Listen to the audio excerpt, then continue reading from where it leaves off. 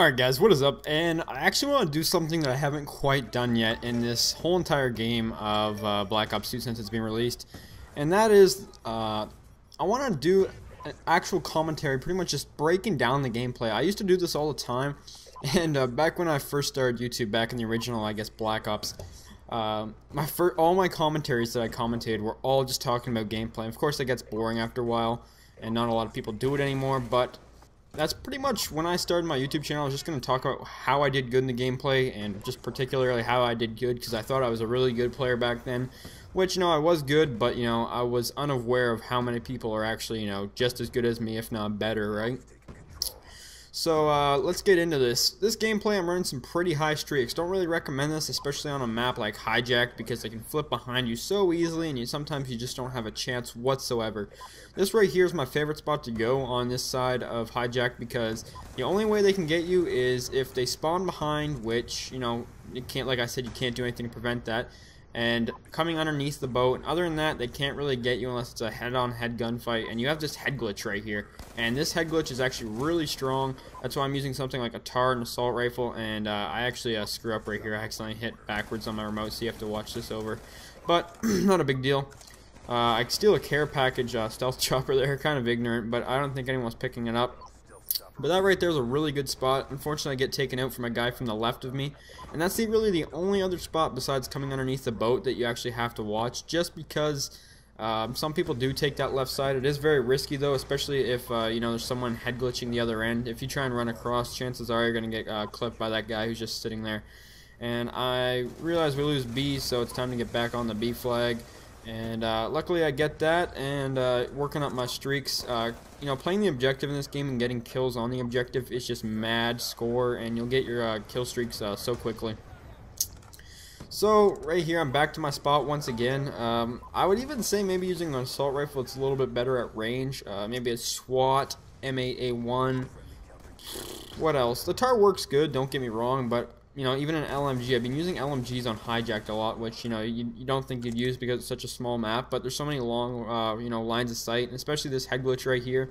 And yes, this is extremely campy, I do realize that, but this is just, how I did good this particular game. I don't do this every single game. I actually like to run around with SMGs a lot on this map as well, but, that's not really skill, that's more just kind of, moving from cover to cover, trying to, not get killed, I guess, but, this right here, the strategy usually works out. Sometimes you don't get a lot of kills, but luckily I actually got a streak put together, and I guess with high streaks like I'm running, it's high risk, high reward.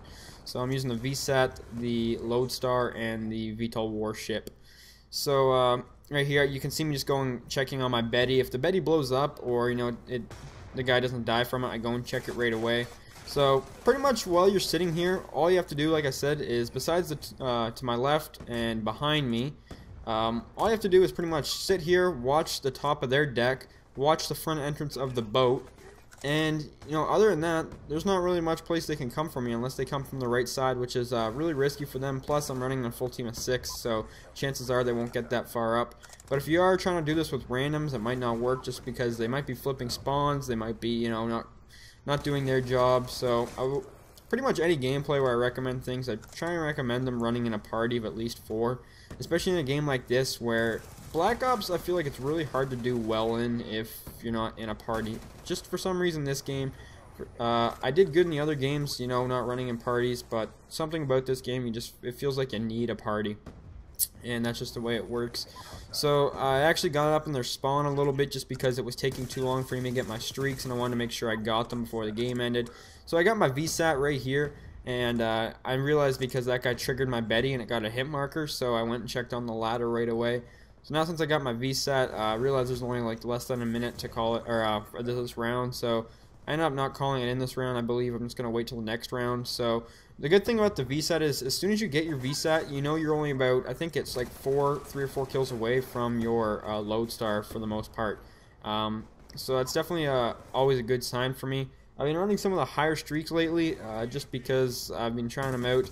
I've been using only really, really low streaks, just to help level up and do all that stuff, help be a team player, but I'm starting to use the higher ones just because that's what I kind of do that in every Call of Duty. I always use the low ones when the game first comes out, and then as the game kind of escalates, it ages a bit, I end up using the higher ones and stuff like that.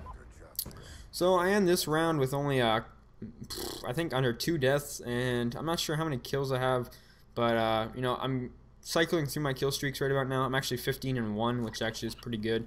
So we're gonna get in here, get the easy flag cap. I always cap the first initial flag just because it gives you free 50 points. Some people say it's not worth it because, you know, you could run up and get the kills, which is going to be more than 50 points, which I understand that, but I don't know. I just like enjoy capping flags. Plus, when this game first came out, I don't think I'm up there anymore for a lot, but I was in the top 100 people for flag captures and domination. I'm not sure what I'm ranked anymore. Probably not as high, just because I play other game modes now than just purely dom.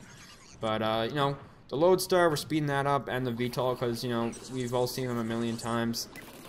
And now since I've got my kill streaks, I can kind of just relax a little bit. I've gotten enough kills for the game, especially because this VTOL and Lodestar do pretty good for the most part. The VTOL is definitely really powerful on this map, but I feel like it gets shot down a lot as well, something that the Lodestar doesn't always get shot down. I don't know. I'm still trying to figure out which streaks, for at least the high ones, work best for me. I just cut out a death right there because it's me just sitting around for like 2 minutes and then finally dying. It was really boring, so I just cut that out. So all you guys missed there was just one quick death. Now, approaching this side is a lot different because there's not as much cover. You can't sit back on this side because there's not really a head glitch. And you pretty much need to move up to this part of the boat, at least the front of the, you know, the other side of I guess I don't know what to call it, like the building or like the inside area. So I pretty much either head glitch this left side right here on the podium or the right side on the podium there. So you guys, you have to realize they put these things here for a reason that I'm head glitching. You know, they're not just there for looks. They're there for, you know, to spawn trap pretty much. That's all it is there for, you know. So take advantage of these things. They work on either left or right. The only thing I don't like about the spot is that they can flip behind you fairly easily, and there's not a whole lot of cover like there was on the other side. And they can come out right from the front door. And I don't like that either because if they come out through that front door, you're pretty screwed. So you guys see me putting a Betty there a lot, but, you know, it doesn't always work. But anyways, guys, this is how I approach hijack domination most of the time. Hopefully you guys enjoyed the video. I'm just going to cut out the last little bit because the enemy team pretty much leaves at the end. But you guys are going to see my final score here, and this is how I do approach hijack quite often. This is usually how I do pretty good, 54-3. Hope you guys enjoyed the video. Have a nice day.